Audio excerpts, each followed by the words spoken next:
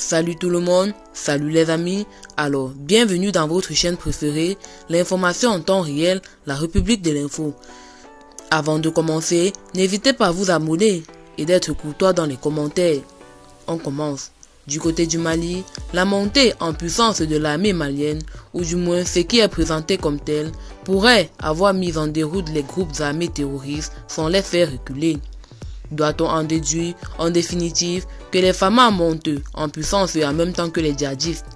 L'un n'est visiblement pas antinomique de l'autre, en juger par les récents soubresauts sécuritaires que le Mali a traversés en l'espace de 2 semaines. La série commence par Santigua, à une cinquantaine de kilomètres de Bamako, où un assaut djihadiste matinal a eu raison de la vie de plusieurs éléments militaires et paramilitaires sans coup féri.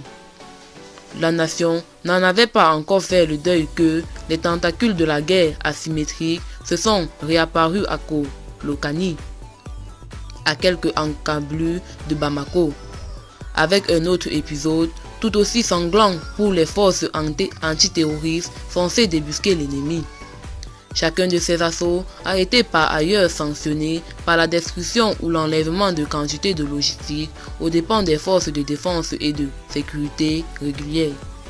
Mais l'inattendu et l'impensable sont survenus tôt le matin du vendredi avec l'assaut kamikaze lancé contre la forteresse militaire la plus solide du Mali.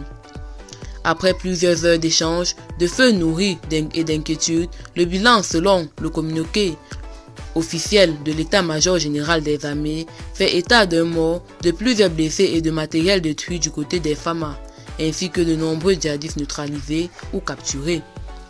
Le mythique camp Sunjata de Kati est ainsi demeuré imprenable sans pour autant conserver sa réputation de caserne infranchissable, au regard de la facilité avec laquelle les assaillants ont pu s'y infiltrer avec tant de charges explosives.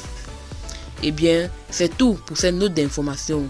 N'hésitez pas à mettre en commentaire vos impressions et à très bientôt pour une nouvelle note d'information.